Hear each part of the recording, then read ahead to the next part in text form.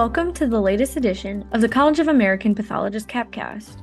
I'm Becca Battis-4, Content Specialist with the CAP. Today's episode is a collaboration between the New in Practice and Practice Management Committees and is one of two episodes on the topic of job searching. In this episode, Dr. Varshney is chatting with Dr. Sirgi and Ditelberg about interviewing tips. Dr. Varshney is an assistant professor at the University of Mississippi Medical Center and serves on the New in Practice Committee. Take it away, Dr. Varshney. Welcome, everybody. Dr. Sirgi and Dr. Ditelberg, would you like to introduce yourselves, please? My name is Karim Sirgi. I'm a pathologist based in Denver. I currently have the pleasure to serve as the chair of the Practice Management Committee. I have been a practice leader in Denver for the last 20 plus years. In addition to chief of medical staff, chief of a hospital medical staff system. And it's my pleasure to join some of my colleagues on the New in Practice Committee and my friend and colleague on the Practice Management Committee, Dr. Ditelberg. Hi, I'm Jeremy Ditelberg. I'm also on the Practice Management Committee, and I'm a pathologist in Shelton, Connecticut at LabCorp. I've been practicing since 2002 after an APCP residency with a fellowship in GI pathology. And I've worked in academic, community practice, and commercial settings. Great. Thank you, guys. Welcome. So this is a collaboration between Practice Management Committee and New in Practice Committee. And we had a lot of questions regarding interviewing. So we thought we will bring in some experts and experienced people to talk about that. So we have some questions we got from different New in Practice people, and we would ask you for your expert advice. Dr. Sirgi and Dr. Ditelberg. Let me start with what you should never ask in an interview. What is something you would never ask? Well, I think the important thing is to go into an interview just trying to learn about the practice that you may work at for the rest of your career, for all you know. So just go in trying to get a general sense of the collegiality, the work that everyone's doing, the expectations, what might be asked of you for future expectations. Probably as pertains to the question directly, I think compensation is something to be avoided until later in the process, probably not even that day unless it's offered to you. Really the goal for an interview day is to get a sense of whether you would be a good fit for that particular practice and whether you want to pursue that opportunity. I concur entirely with Dr. Ditelberg. I will add a flavor to it which has nothing to do with the professional aspect of it. And the reason I'm adding it is because I experienced it in one of my interviews when I was interviewing as a fellow. And to answer your question, Dr. Varshney, I would say that you should try to stay away from religion and politics. So if you're asking about question you should never ask, I would cite these two. And in one of my fellowship interviews, I'm Lebanese in origin. I come from the Middle East. And one of the attendings, in fact, the program director, asked me very directly, what's going on in the Middle East and who do you think is right? Who are the good guys? Who are the bad guys? So it had nothing to do with the subspecialty I was seeking. It had nothing to do with the fellowship I was seeking. And I answered it, as politely and as directly as I could. And miraculously, I got the fellowship position, knowing full well that I was not answering to what this attending was expecting to hear. So again, I would stay away from politics and religion. It puts all parties in a difficult and uncomfortable situation when you're interviewing. So let's say somebody asked you a question, like direct question about religion or politics. How do you dodge it then? Or how do you answer? Yeah, I would personally not dodge it. I would answer it very politely. I wouldn't take any extreme position. I would state what's in my mind, because if you are going to be excluded on the basis of these two or others, you want to know upfront the kind of environment you are joining. So if you are not a good fit for them and they're not a good fit for you based on that, they are not even talking about your professional qualifications. They are trying to probe your religious and political thoughts and affiliations. It may not be the group you want to join anyway. Yeah, and to follow up on that, I mean, for a lot of interviews, you're going to be primarily interviewed by, the practice manager or the president of the group or something like that. And then you'll be taken around to meet a lot of the attendings who, you're just essentially being taken out of a part of their day to meet you and chit chat with you. A lot of these people are not really professional interviewers, so to speak. So, people will try to engage you in conversation.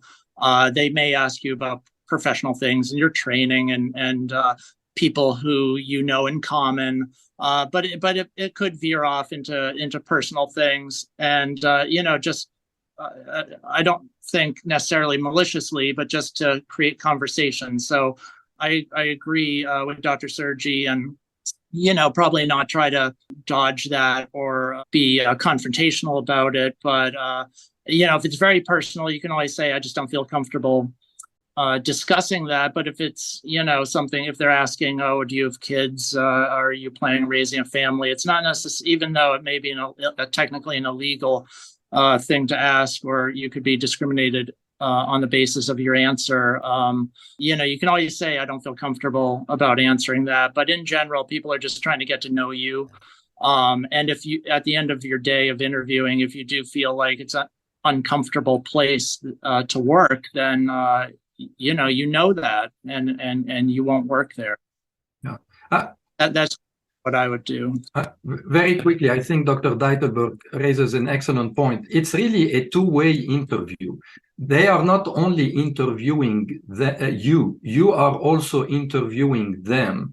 So in this two-way conversation, at the end of the day, there is a certain accounting to be made. Did you feel comfortable? Or is this place a place where you would want to work? Are those people you would feel comfortable seeing day in and day out? Maybe for the rest of your professional career, maybe not. But it's a two-way interview. That's something extremely important to keep in mind with anything that has to do with interviewing. Excellent points. Thank you for that. So my follow-up question would be, if something like that happens in an interview and it is actually going really badly, what do you do in that situation? How do you salvage that interview? So if things are going really badly in an interview, and depending on how much, and when you say things are going really badly, it could be because of them, it could be because of you, and it could be because of nobody's fault. Just the setting is not a good match between the two parties. But let's take it methodically. Let's say it's because of you. For whatever reason, you arrived late. For whatever reason, you were not on top of your game on that day. For whatever reason, you had prepared your questions, and once you were there, you completely forgot what you wanted to talk about. It's never too late to pause and have a frank conversation with the main person interviewing you, whether it's the practice manager or the practice CEO or the practice president, and say, look, I apologize. Today I have not been on top of my game. This is not who I am usually. This is not what I bring to the table. Can we reset? Can we reset this interview either today or at a later date? I mean, you're talking to human beings who have had bad days themselves and who have embarrassed themselves in different situations. Nobody's immune to that. Now, that's one situation. The other situation, it could be because of them, where they're coming very aggressively, maybe demeaning, maybe insulting, maybe not even realizing that they are having a bad day. This is just part of their culture. This speaks volumes about the practice you may join. And if you see that it's going bad because they are naturally clueless about how bad and how out of line things are, that's your answer. I mean, you may decide to finish your interview, go through the motion, and then send them a very nice letter saying, thank you very much for taking the time. I have chosen a different path. So you have to evaluate what's going on, always keeping in mind that nobody's immune from a bad day. You just want to make sure it's not modus operandi, that they are bad or the interview is going bad just because the place you're trying to join doesn't have it together. Yeah, I completely agree with that. I really like making that dichotomy, your bad day and the interviewer's bad day. I would always go ahead with the interview until its conclusion, just for practice. I think it's important to realize that when you're called for an interview, they really are trying to make a decision whether to hire you or not. You've made a cut.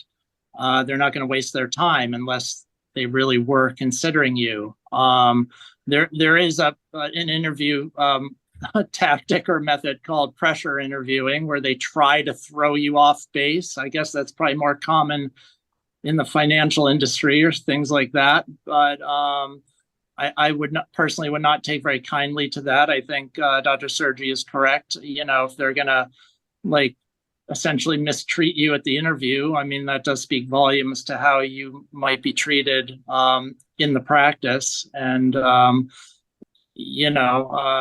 some people don't have a choice. They're only offered one job, but most people have choices as they're flexible enough. And,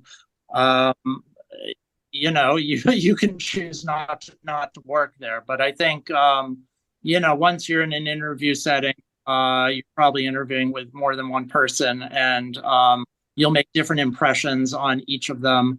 And some may go well, some may not go well, but it's always good experience. And at the end of the day, you'll figure out if you want the job or not. Yeah, there are places which will give you very difficult cases to look at during our interviews and things like that. So yeah, I do know that there are some pressure tactics. How do you deal with such situations, though, if you're given these difficult cases at that time and you're put on a spot? Yeah. So, I mean, we do that.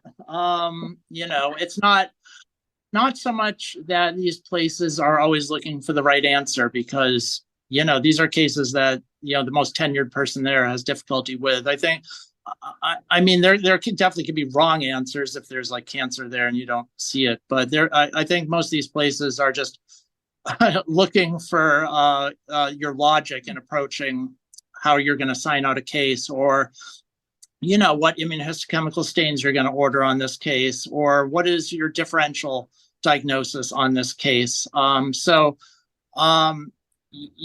That obviously would, creates nervousness, but that to me, that's not what I was talking about with a pressure interview. Pressure interview is more abusive, but with the tests, they just want to, make sure that you're literally not going to show them every single case of yours, for the first 6 months. They want to know,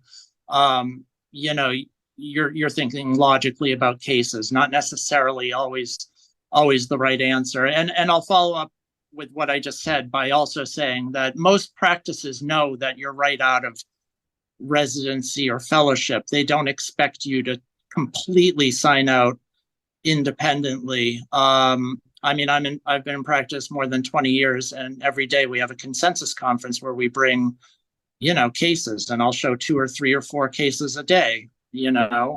Sometimes it's a lot of hand holding. Sometimes it's a lot of, just, talking about the case. And then sometimes it's a lot of hand holding And sometimes I really don't know what's going on, even though I've pretty much seen everything by now. So, it's expected as someone recently out of fellowship or residency that you're gonna, show a bunch of cases. But I think with those tests, they're just sort of seeing how you approach your sign out. Okay. Thank you for explaining that to me. So now we have talked about all the negative things. Now let's talk about some positive, what you should do in an interview. So what questions to ask, basically the interviewers. Do you guys have any insight on that? Yeah. So in an interview, before you ask any question, there are some things that need to happen that are really reflective of you as a professional. As a professional, you want to present well. You want to be on time. You want to be polite and professional, not only with people interviewing you, but with everybody who's going to be there on that day, especially if it's an in-person interview.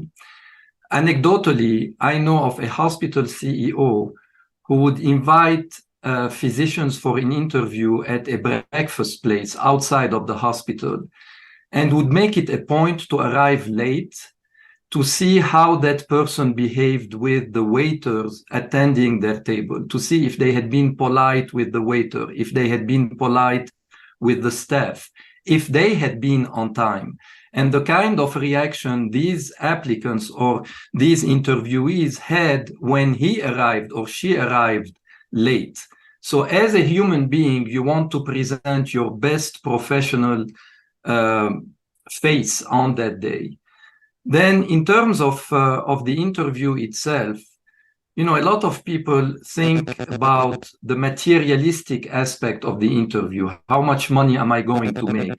What are going to be my benefits? Am I going to retire rich from this place or not? And those are the last thing really you want to have on your mind. You are joining a family of professionals, a family of colleagues, and you want to know that every day you leave your house and you leave your kids behind and your husband behind or your significant other behind, that you are joining a family that can fill your time with enough cultural matching to make it worthwhile to work in that environment. So I would start by really filling them out in terms of who they are as a group. How do they cover for each other? How do they handle maternity leaves? With concrete examples. How do they cover for disabilities, if any? If you have kids who need special attention, or who if you have kids who need to be taken to a school district that is a bit far from your place of work, how are other people covering for situations like that? What are your hours of work going to be? Not because you're trying to escape working or work less, but to see if there is flexibility in your work. If should an emergency happen, you could leave. I know of some places where you are expected to stay from 8 to 5, even if you finish your work at 1 o'clock in the afternoon. There are some good reasons for that. It's not only to fill a seat. I mean, other clinicians could stop by the department and ask to review cases with you, so that there need to be some presence in your office. But you need to find out those things. Am I expected to stay in my office until 5, 6, 7 if I finish my work early in the morning efficiently? Am I expected to cover for other people? Am I expected to travel to other sites? And how far are those other sites? I mean, you may be told, we have a facility down south and you may need to cover frozen section. It sounds great. It turns out that the facility down south is 130 miles from your primary facility. Those are the things, the everyday life that you are going to experience, that you want to start with conversationally by asking open-end question and pointed question, ended questions, to find out the kind of milieu environment in which you are going to operate. So it is okay to ask for like support staff questions, like what support staff, for example, if you have a frozen section, would you have somebody who will cut for you? Oh, absolutely. Not only is it okay, you need to. Am I going to have PAs, the kind of complex cases that you handle? Am I expecting to work on my own credentialing and licensing? Those can kill your day. You know, if you have a couple of state credentialing to take care of, and a couple of insurance companies' credentials to take care of, medical staff credentialing. I mean, this is a full-time job. In my group of 35 pathologists, we had 3 people working full-time on licensing and credentialing. Administrative support, managerial support. Are you supposed to do your own billing, your own coding? Will somebody review it? It's as important as your diagnosis. You know, you can come up with the best diagnosis in the world. If you don't use the correct CPT codes, you're not going to get paid for it. And that's going to sting big time. Yeah. Yeah. Oh, sorry. Yeah, just to add to that, what Dr. Sirgi was saying. I mean, the goal, I think, the way I approached it was I just want to know what's going to happen in a typical day, in a typical week, maybe a typical few weeks, in terms of, what time am I getting in? What time am I leaving? What am I doing? Am I covering a CP lab? When I have more tenure, do the junior people cover the CP lab instead of me? If I'm reading cytology, are my cases going to be screened?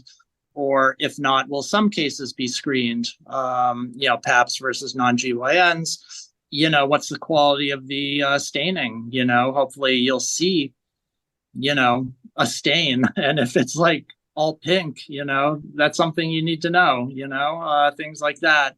You really want to get a sense of what it's going to be like there. Now, that may not always be completely possible in a one-day interview. And it's always great if you meet with a bunch of people, if you really hit it off with someone who's, close in your level of experience, or the newest person or something like that, to get their phone number and, to call them with questions that you think of after the interview, or questions that you didn't have time to answer, that they didn't have time to answer, or, if you're being told something by the senior member of the group, to just make sure, they're telling you the truth by asking a junior member, especially, for things pertaining to, partnership and things like that. If the senior member is saying, oh, everyone gets it after 3 years. And if you talk to, the person who's been there for 4 years, what was it like trying to get partnership? Oh, I'm not a partner. So, these things are good to know. But again, there's so much to learn in so little time. So, and that goes both ways. So it's always good to try to get at least a few people's contact information for follow-up questions. If I may, I'd like to share a very quick anecdote with you to emphasize one point. It's not only what is said that you need to pay attention to, you also need to pay attention to what is not being said. I'll give you a very quick anecdote that happened to me again when I was interviewing for my fellowships. So I will start with fellowship number 1. I interviewed at Southwest Medical Center in Dallas, a super, super, super busy department and hospital. And during the entire interview, cases were raining down, frozen sections, trays being brought to the attending. And during the entire interview, the attendings were handling it with calm, with pause. They were calling residents and fellows to show them the cases, to discuss it with them. They were supporting their fellows who had made calls in the frozen section room. It was like a control tower in an airport where even in the face of extreme stress, the voice was even, professional, friendly even. The next day, I interviewed at another facility that will remain unnamed. And during my interview, my interviewer was knitting. She was knitting while she was talking to me in the office and was explaining to me how busy their place was and how excellent I needed to be to have the privilege and the honor to join their staff while knitting during the whole interview. And my answer was, no, I can see how busy you are. Thank you very much for your time. And to answer your first question at the beginning of this podcast, I canceled the rest of my interviews at that place and left. So sometimes what is being said and not said is as important as what's being said to you during the interview. I love your experiences and thank you for sharing those. I hope I hope she stopped knitting at work after that. So what you guys talked about to contact certain people, right? Even after to make a call to ask all these questions. So what if there are only senior people in there and some of the people are not on the agenda, you didn't interview? Is it okay to talk to them and how to go about that? Yeah. I mean, I think it's somewhat of a red flag if you're only being interviewed by the hospital president and the practice manager and you don't get to meet other people. And I think it's a red flag if you only get to meet with partners and not, junior members also. I think that goes into what Dr. Sirgi was saying about the things that are not said. Collectively trying to give you a certain impression or direction. If no one's willing to give you their cell phone and say, oh, give me a call sometime if you want, I think that's a red flag personally, because this is your life. You're often going to be moving to a different part of the country. You're raising your family there for all you know, and hope this is the one and done job that you'll ever have in your life. So, you definitely want to have your eyes open with that. And, I always offer when someone comes to interview with me, but, not everyone will just offer, their cell phone or email or something like that. Sometimes you will have to ask. And, I would definitely, ask, anyone who you seem to be getting along with really well during the interview. That doesn't mean you're going to reach out to them afterwards, but if you're really considering taking a job, usually you do have a few follow-up questions. And I think that's pretty much seen by most people as a normal thing before you commit to moving to a different part of the country. Well, I concur with everything Dr. Ditelberg mentioned. I would add to it that not only do you want to have a nice sampling of people working in the department, you want to have a nice sampling of people working outside the department. In my current job, and I'll give you an example, in my current job, I'm a consultant now. I work with pathology groups around the country, help them with different challenges. So when I'm invited to their group to analyze their internal challenges, I always ask to speak with people who are on the receiving end of their services. The operating room nursing officer, chief nursing officer, or the hospital chief nursing officer, a couple of representative surgeons, a couple of representative critical clients, customers, outpatient or inpatient, because often we work in a closed system and we think of ourselves much more than what people from outside the department think of our services. So, for example, if you talk to a hospital administrator and you hear, well, this group, we really don't know them. We never see them. When we stop by their offices, they are never there. When we call them for frozen section, if a surgeon tells you, when we call them for a frozen section, it's always whining. And why do I have to come? And now is not the time. I'm too busy to come. I mean, if you get a lot of those negative feedbacks from people outside the group, that gives you something about the reputation of the group in the community. And although we like to think of ourselves as working in a closed environment, we never are. We are always working in an environment of service, of collegiality, of interaction with others. And if that is broken, you may want to think whether you want to join this group or not. So you are also interviewing them and interviewing their community at large, not only them. So how do you go about asking about these people? Like I have interviewed, I've never interviewed or talked to the chief nursing staff or surgeons yet, but how do you contact them? Very directly, like Dr. Ditelberg said. I mean, you think of 2 or 3 people from outside the group whom, let's say you are a hematopathologist. I mean, wouldn't you want to talk to a couple of hematology attendings, bone marrow transplanters, nurses working in the blood bank, with the blood bank or in the bone marrow transplant unit, to see the kind of not only service they are getting, but the kind of expectations they have toward the services that you will be bringing to the table.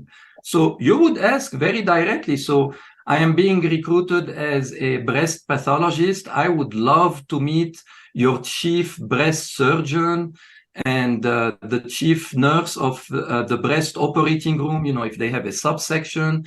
I would love to meet them. And you wouldn't say it under the angle of, I want to interview them to see how great you are. You would present it under the angle of, you know, if I bring my expertise to the table, I want to make sure that it's a good match with their expectations. And then you can interview them and find out what's going on with this group. And you can find out a lot of information by going outside the group in a very polite, very professional manner. What time frame would you suggest for that? The time frame, you wouldn't start from the first minute. You know, they call you, hey, Dr. Varshney, we're interested to meet you. It's like, yeah, great. I'm interested to meet you too, but where is your chief surgeon kind of thing? No.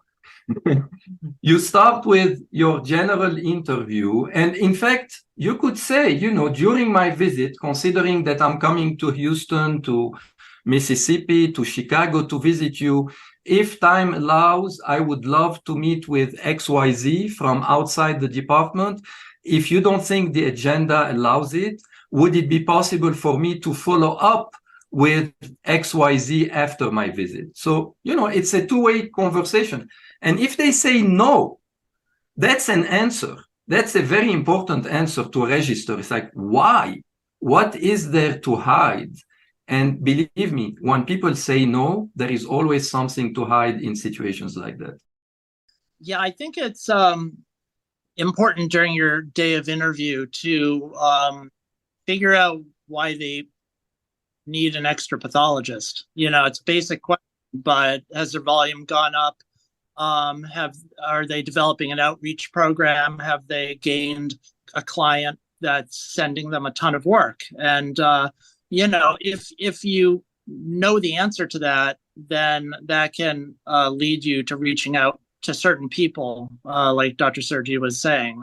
You know, if they just got a new gastroenterology group that's sending them, you know, 10,000 biopsies a year, and you find that out, and you're a GI pathologist, it's good to ask, hey, can I talk to these guys? You know, I want them to like me before I come on, or whatever you want to say. But that's how you can direct who to reach out to. It depends on what you think your role in the practice is going to be. If you're a hematopathologist or GI pathologist or a cytopathologist, to try to figure out, you know, why they're trying to hire you in the first place. And then that becomes something that would be looked at, I think, as impressive, that you want to, you know, reach out to these people and introduce yourself to them.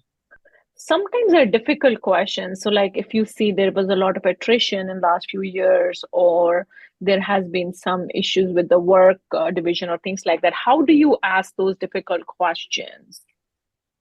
So if you have observed attritions or people who were let go before their partnership time, anything that you detect as being potentially negative before you visit them by doing your research, by asking around about the group. If you have friends or colleagues who work in the same city, in the same town, and know about them. So you have to do your research. And if you find interrogation points, things that are not sitting well or need additional clarification, you find an opening during, I mean, that's the purpose of the interview, really.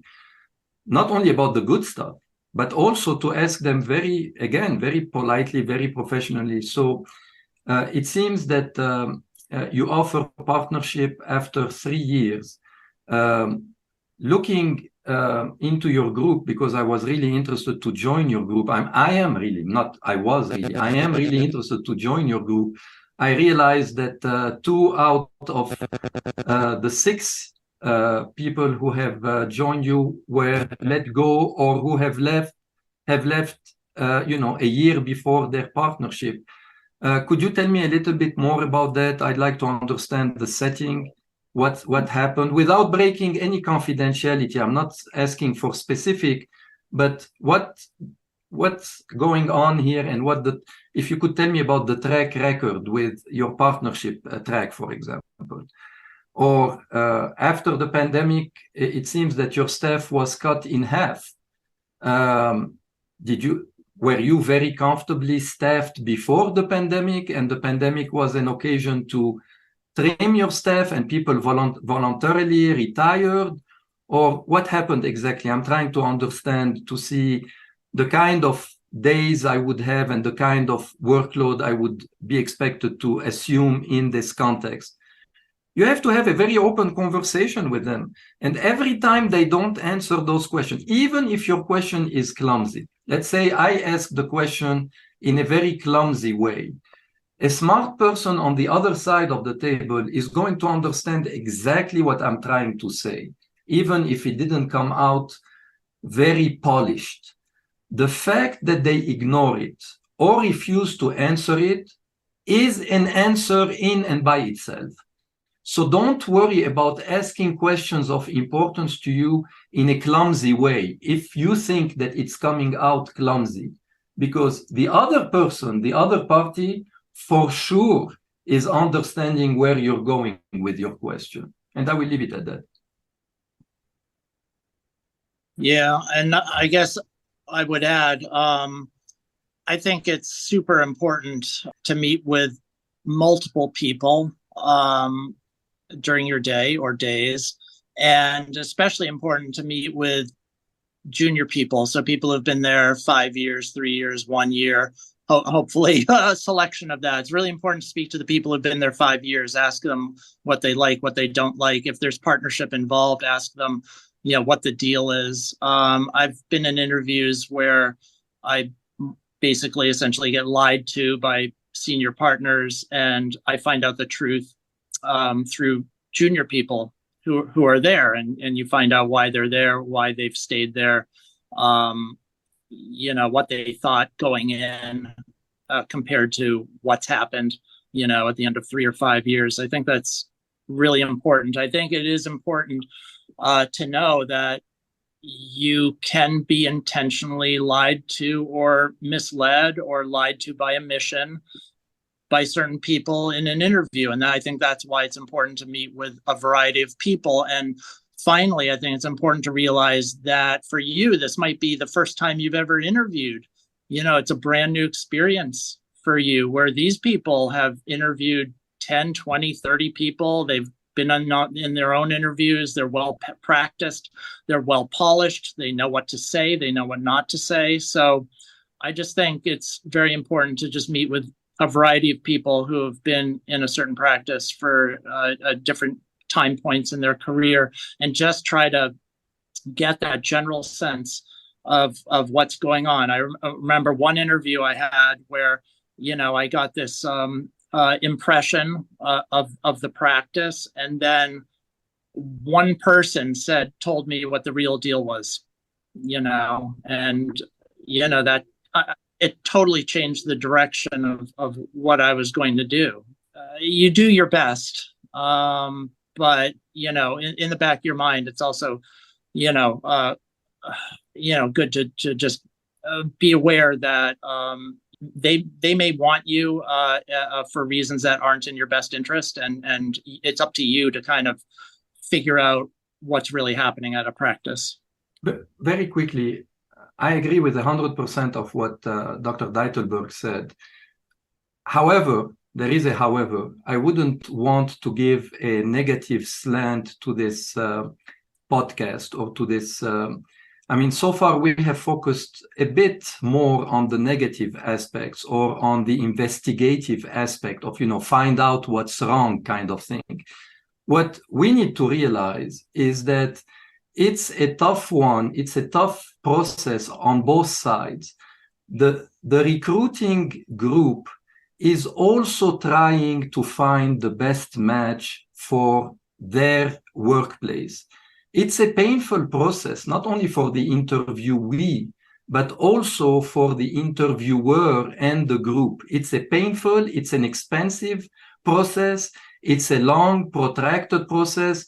So people don't come usually to the table with the idea of, hey, we're going to lie to you. We're going to bring you into a bad situation and hope for the best. They know intuitively and by experience, they know that if they're not upfront with you, you are going to look for another job 6 months to a year into it, and the practice will have lost time and money and resources that they cannot afford to lose.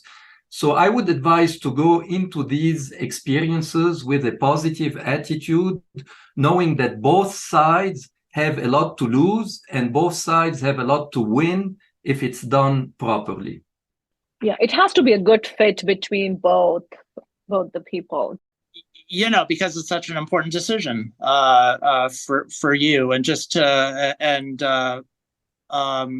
most practices, I agree, do want the right fit, because it is very hard to recruit the right person, and there has to be a personal and cultural fit with whoever you're hiring so that it works out for the long term. No, I totally agree with that. But I think, if you're fortunate enough to have multiple interviews, let's say 2 to 4 interviews, and you go through all those interviews, I think you definitely get a sense of what are the best fit, whether it's for your interests professionally, or how comfortable you'll feel with your colleagues, or whether you think these people will support your careers. I think the more interviews you do, the better sense you get on who's the real deal and who's not. Great, thank you. That's a great advice for all of us.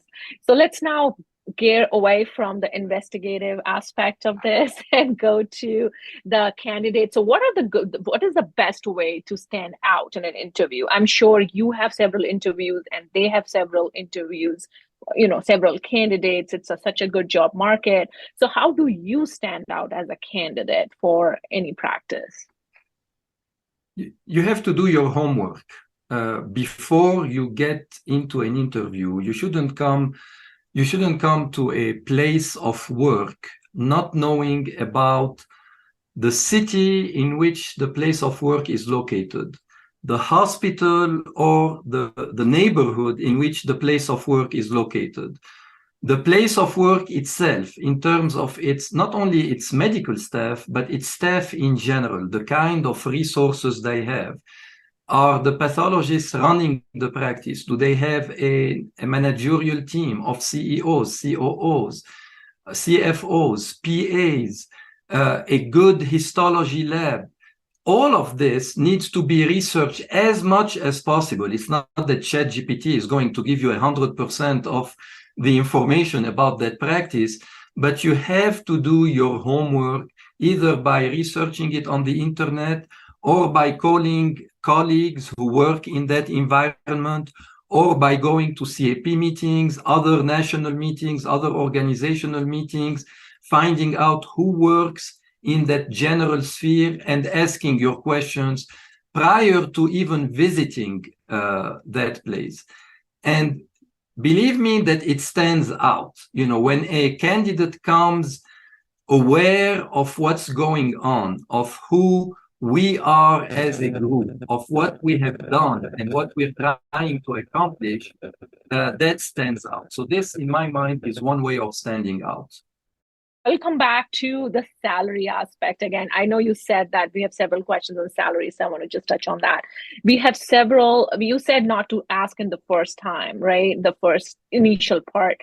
So when to ask that, and then salary transparency is another question, like in the group, and the expectations. So then all these questions around salary, what is your advice for that? I mean, my quick answer to that is, you kind of ask when you get a job offer. You know, by that point, hopefully you'll know whether you want it, and obviously they know they want you. So that's when I ask. Yeah, I agree. It should never be the first question. So tell me, how much are you paying me? Okay, I'm out of here. Should never be the first question. So I entirely agree with my friend. Okay, so then when do you ask? After you already have an offer, that's a good time to ask. So what about the expectations? Sometimes they would ask, right? What are the expectations? What do you think is their expectation? So how do you gauge that?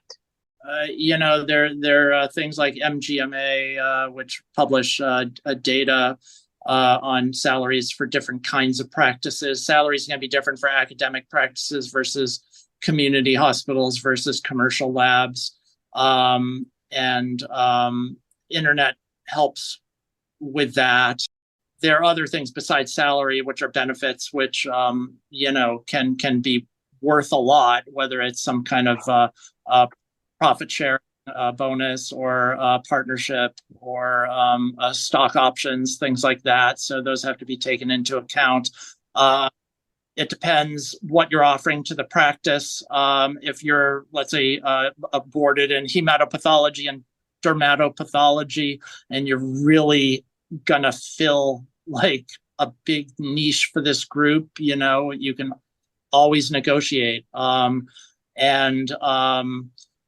You know, I would feel comfortable, you know, trying to ask for more. I mean, you know, they'll eventually say no. If they say no in an angry way, that's a red flag, I think. I mean, unless you're just like completely, you know, way out there. And you know, if you ask in a you know kind of nice way, highlighting your training and what you can offer. And I think a big part of salary too is to try to see how your salary or compensation would increase after the first few years of practice, because as a newbie in the group, you know, you're showing cases to other people. You're maybe not producing as much as more senior members, but as you do produce more, then you would expect you know your salary to go up at least to some extent every year, whether or not that can be written into a contract. And finally, I would just add that, you know, unless it's actually written in a signed contract, it's, you know, it's not really real, you know. So I think it's always important to have your agreements reviewed by an attorney and go from there. So very quickly, I think your question was also included, what if they ask you what your salary expectations are? Yes. So there is a little bit of gamemanship here. I mean, you know, it's a negotiation. There is some gaming here in this story. And if somebody asked me, you know, what is your salary expectation, I wouldn't give them a number up front. I would try to find out first. I would want to make sure I fully understand what the position is about. Is it about reading slides and a certain volume of slides and I'm done with my day? Is it about assuming managerial function, administrative functions, leadership functions, hospital committee functions, traveling functions to different sites? So before I even formulate a number for myself, I want to have a rounded up understanding of what my job is going to be about. And then I would reverse the question. I would say, so for somebody expected to do A, B, C, D, like me in your group, what has been What have you offered in the past? And does it include a partnership track? Also understanding what the vacation, everything that is not money that is included, vacation, disability, time off to go to meetings. Will I be allowed to participate in national organization committees? And will it come out of my vacation days? Once I have this rounded understanding of everything that goes into my compensation, not only salary, then we can have this conversation about numbers. It's going to be 200, 250, 300 plus this list of added value. Before you have an understanding of that added value, never advance a number, not once. Let the process takes its time until you have that full understanding. And I also think it's important to, if you can time it well, you can have multiple job offers at the same time before you have to commit or reject it. And that's another way of getting a good sense of the market. And I think it's important to realize that even if you're not producing as many, billable units as, a senior partner or someone who's been there 5 years, if you are the one running 100 miles to the other hospital and doing frozen sections all day, you're allowing the other people in the group to produce a lot of billable units. So you are contributing, in a big way. So, there are different ways to gauge your value, not just how much you're billing out. Those are excellent points. I don't know about others, but I'm learning a lot. Another follow-up question regarding when we're talking about salaries. So I know there are a lot of different thoughts on this. A lot of people don't agree with salary transparency. A lot of people do in the group or in academic practice. What do you guys advise? So is it okay to ask everybody? Some people are open about it. Some people are not. What do you guys have to say about that? Yeah. The transparency in everything is a good goal to reach. So again, I wouldn't do it at the beginning of the interview. You need to establish a certain rapport with the group before you get into those sensitive situations. For example, if somebody started their interview with me asking me, okay, so you have been with this group for 20 years, how much money are you making now? I mean, I think the interview would end at that point. I mean, very politely. I would invite him or her for a coffee and say, good luck with your career. But once you establish a certain rapport with the group, you can tell them, okay, I'm trying to get a roadmap, to understand a roadmap of what's waiting for me as I grow with the group.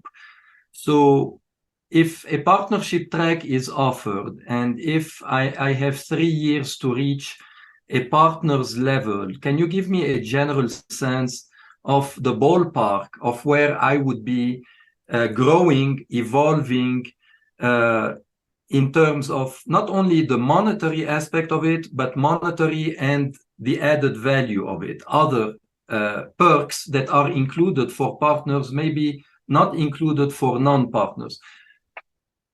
Help me understand where I would be in 3, 5, 10 years with this group. I mean, they wouldn't have to open their books for you and show you to the last cents what every person has made in the last 10 years, but a group leader who is honest and transparent could very nicely give you a roadmap. This is where you will be starting. This is the increment for year 1, year 2, year 3.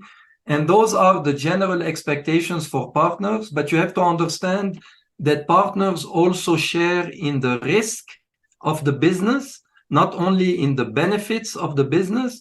So should things go bad, we would still cover the salaries of our non-partners, and we would take a cut as partners. So we cannot guarantee those incomes as partners. That's a very general conversation to have with general numbers and general framework of additional perks without opening the books and having you audit every single cent that went into the company.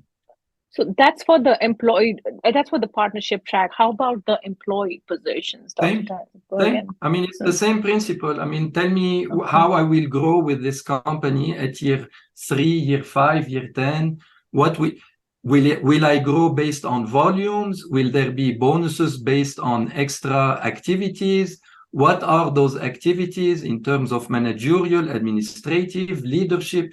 Try to get a full picture of how you're growing with the company, not only in money, but in responsibilities, because often money and bonuses are accompanied with a tangential, substantial activity associated with it. Yeah, and I mean, these are slightly different for academic, private practice, commercial, but I agree with Dr. Sirgi. The framework is the same, and it's totally reasonable to ask for a roadmap, and it's good to approach that conversation by saying, I really like this place, and I want to be here for a career or long term or something like that, and say, if I'm here for my career, how can I expect my compensation to grow, based on different scenarios, again,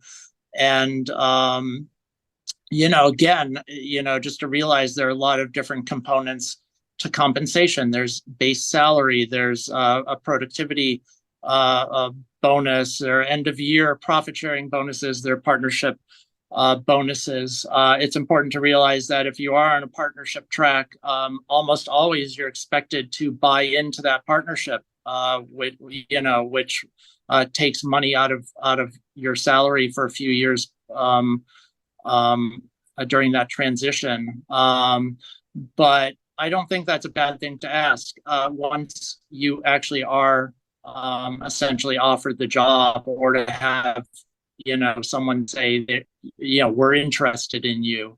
That's a normal conversation to have, and you should have it with the practice leader. But it's okay if you kind of made a friend along the way in your interview, to call them and just say, in general, what do you think, the progression is in this place. But as far as specifically asking people what they make, not many people are going to actually tell you what they make, like, exactly. I don't think I've worked in a place where I know exactly what my colleagues make. I mean, I highly suspect, we're about the same level, but, usually people don't want to answer, directly, like exactly what they make. But they can tell you a range, I guess.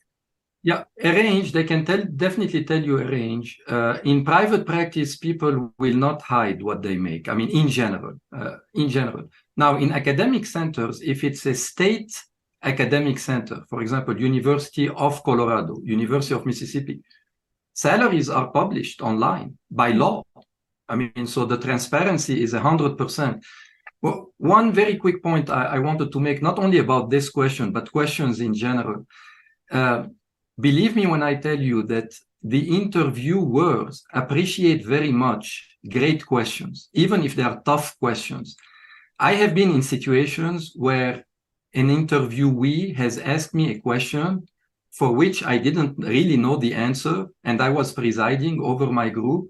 I would write it down and go back to my colleagues. It's like, Dr. Varshney today asked me this question, and I think it's a great question, and we look like idiots when we cannot answer this question in a good way. And we would work together to have an answer for the next candidate. Good groups want to improve themselves, including at the interviewing level. So when you come up with questions like that, and either the group leader or some of his colleagues don't have an answer for it, believe me that those groups will go back to the drawing table and say, look, we have to have an answer for a question like that. Let's be better prepared next time. So it's a two-way street. Going back to the beginning of our theme today, it's not a one-way street. It is a two-way street, continuous two-way street. That's very reassuring. But I didn't get the job, right? Because asking difficult questions, I guess. No, you got the job because you stumped me. It's like, whoa, she has questions that I cannot answer. I want her in my group. All right. Okay, so I know we are running short of time. So last question. Right now there are a lot of these virtual interviews now. This is because with COVID. Now a lot of places actually are doing two-step interviews. First virtual, sometimes it's telephonic, sometimes it's on some kind of audio, video, Zoom, Microsoft Teams, etc., and then in person. Any advices for that? Any kind of suggestions, advice for that? Yeah. So I'm sorry. I mean, I don't think we've talked about just like basic interview stuff. So, I mean, it's always important to dress professionally. That means a tie for men, and professional dress for women. Try to look into the camera, not mumble, speak clearly. Make sure they can hear you, and just try to answer things thoughtfully and not be flustered if possible. Just knowing that it's a two-way street and you're just trying to make a human connection with the person you're talking with. But treat the video interview just like you were there in person. Be there early, 5 minutes early, 10 minutes early, even if you're waiting, for the other person to come on, professional dress. Blur your background, or have some neutral background, not like having a bunch of kids like screaming in the background. So I think those things go for both video and in-person interviews, and definitely should be paid attention to. And the good news is that the CAP has a do's and don'ts about video conferencing that goes along everything that Dr. Ditelberg just mentioned. And another thing to keep in mind, and there are many studies that support that, it's not only a matter of looking professional when you dress well for a Zoom conference. It's psychological too. When you dress well and you dress as if it was an in-person interview, psychologically, you are primed to handle this video conference, this video interview as well with your full game on as if you were in person. If your camera is off and you're wearing your PJs, and you haven't even taken a shower in the morning, and you're expecting to have a great interview, psychologically, even if the person on the other side doesn't see you, psychologically, you're not going to be on your A game. You're going to be on your DEFGH game. So everything Dr. Ditelberg said, I am 100% in agreement, and you will be on top of your game accordingly. All right. That was a great and very fruitful discussion, and we had a lot of advices, a lot of anecdotes, which will be very helpful for all the new in practice people and everybody who's interviewing. So thanks a lot, Dr. Sirgi and Dr. Ditelberg. We'd really appreciate your time and your advice and knowledge. Thank you all for joining the podcast and sharing really helpful advice on interviewing. And I want to thank you all for listening to this Capcast. The second episode in this series is about negotiation tips, so be sure to subscribe to the podcast so you won't miss this and future episodes. And for more information about the CAP, visit cap.org.